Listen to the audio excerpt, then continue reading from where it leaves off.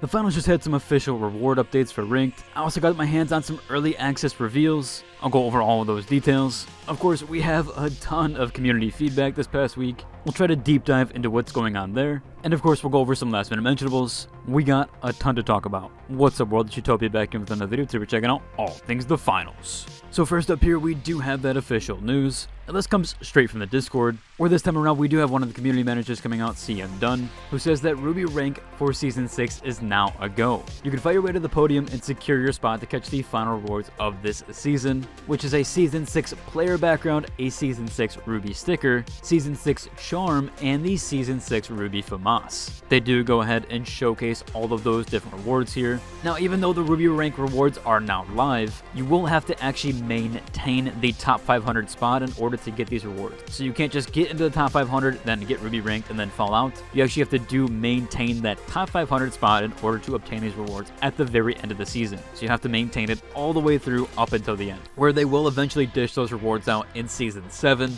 Now, majority of the time they do some last minute checks with the leaderboards, or at least they have in previous seasons, so they might not get those out immediately once Season 6 ends. More than likely it might take a week or so, at least going into Season 7, in order to obtain those rewards or receive them. Again, if you want to check out your placement, you can do so over on their leaderboard. I'll link to it down below. You can even search for whatever you'd like. You can even change the leaderboard. They do have previous seasons here. You can also look at different modes, so pretty intuitive overall. I will link down to the leaderboard, that way you can check out all the stats there. I figured I would cover this. There isn't too many updates on the Discord these days. We also haven't had Rob around in a little while, but it looks like Oscar may have done his first edit here. If you want to check it out, it actually is pretty decent. I'll copy the link to it specifically so you can just head over to it, although more than likely it's going to send you to the browser version. But you can head over to the video content tab and more than likely it will be there. Still fairly decent. Give Oscar some props here for making his first edit. At least it seems like it might be one of his first, or at least the first ones he's kind of shown off. Again, fairly decent. Just figured I would showcase that. Moving on, we do have that early reveal here. Now, they have provided a few creators this information, where essentially we are getting Twitch drops this week. So they have provided me with all the information here, and essentially we'll be getting those Twitch drops from April 9th all the way to the 23rd, and those will contain the green shoot skins. That is for the AR-220, the CB-01, and the M134 minigun, of course. So all the new weapons here are going to be getting, it looks like a decently flashy skin. They kind of briefly previewed this. They didn't really showcase a lot of this image. This is exactly what they provided to me, other than the fact that it would launch at April 6th, 6 a.m. CST, which would be 7 a.m. EST, and 4 a.m. PST. Of course, this is using their time zone, so a bit different there, but that is our local time for when it's going to start. And you'll have all the way till April 23rd to do so. And if you watch for a total 3 hours, you'll be able to retain all of those rewards. So pretty decent Twitch drops. Again, those haven't been officially announced, so it is a bit of an early reveal here. We'll try to upscale these a little bit so you can kind of see them. But of course, I'm not sure if these are going to be animated or if these are going to be camo-like. You can see those here though, the ARN-220, the CB-01, and the M134. They look fairly decent and pretty distinct from any other skin though.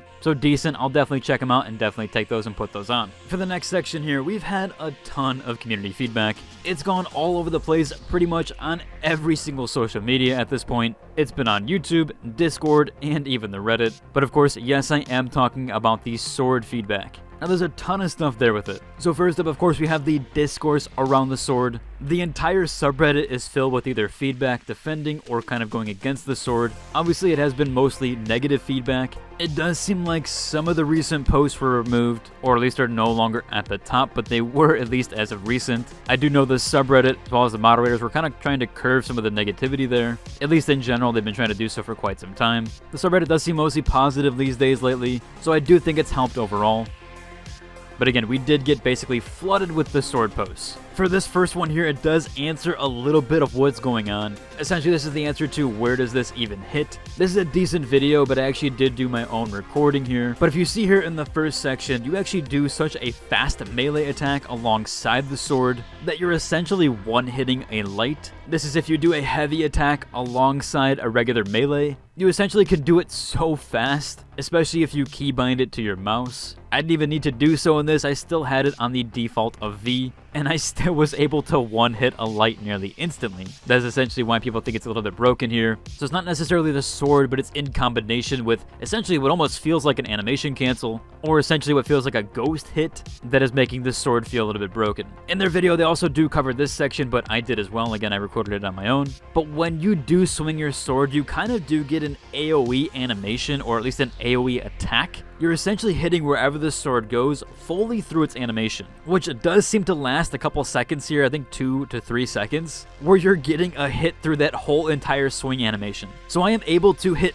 both players here just by simply swinging my sword, and I'm not even on the same level. So maybe they could do some tuning with the hit reg there. Again, I do think my own thoughts with the sword is that I think it's fine overall. It does feel very strong. I will say during the preview event, there were some players ghost hitting. That was very frustrating. There was also an animation canceling exploit that people were figuring out then. Seems like it might have been fixed or at least patched, but it definitely was frustrating to play against, especially when people do the ghost hit animation, or it feels like a ghost hit canceling. Also with the hit reg being this far and wide, I think maybe it could do a nerf there, or at least they could change to have the animation match it a little bit more. I think the damage overall is fine though. It's really just you being able to kind of quick melee right after doing a long hit or the long animation attack with your right click. So it's not really the damage of the sword itself, it's really just that quick melee that kind of makes it feel broken. Again, I definitely think it needs to be looked at least overall. Maybe hit reg adjustments there, but I do think they should keep the sword fairly reasonable. I do like that melee is viable. I think that's really cool in an FPS, so I hope they don't kind of ruin it too much, but I could see them wanting to maybe look at it overall. Moving on though, we do have one more sword post here, but it's just kind of a fun one. Someone asked here, is this real? I can't find it anywhere on the internet. Where he did find this post on the Reddit page, where it does seem to mention dragons in Season 6, a knight skin, and now this. It looks like a claymore sword, but I do believe this is fan-made.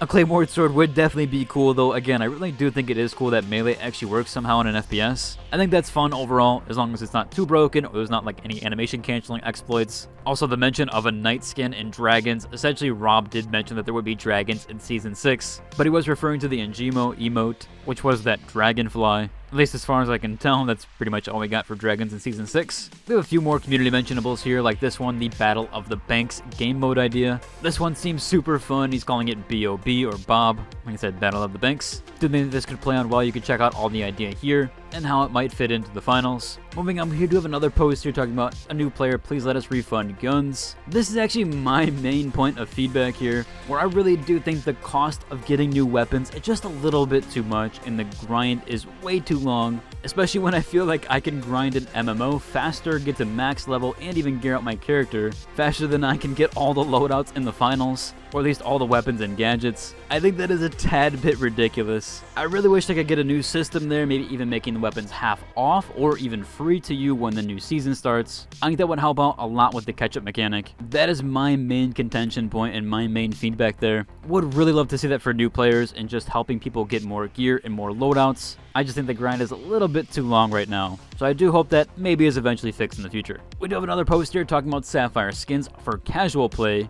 and basically they talk about how Emerald and Ranked, Ruby, or Diamond is a little bit too sweaty, and how there should be maybe some casual skins. I think that would be cool with the new quick play badges. I think they probably should add something if you achieve such a high rank with quick play. Obviously, it's not a ranked, but essentially getting through all the levels in quick play. That would be super cool if they give us some sort of skin there to achieve. Maybe that's just me because I play Power Shift mostly, but I hope they do eventually maybe throw that in. Last up here, of course, we do have those mentionables from my community, where we do have those features from the Star Models page. Back at it again for another week in a row, we do have Legendile, who's showing off his Njimo skin, or at least the remix version of Njimo. He's been grinding out his sponsorship skins here, and this one looks really nice, ties well in together, even with the eyes. This one does look like it will be a full set, but it actually isn't, so very cool there. It does look like it ties all together. Next up here, we have Fractal Dreams, who's showing off some of his Aspuz sets here. Aspuz has a ton of cosmetics, and he made this one work as well, throwing in that new sponsorship skin here, or the new sponsorship jacket. So 2 brand new sponsorship for Season 6 showcases here, definitely fitting the theme. Overall, that's about covered for today's video.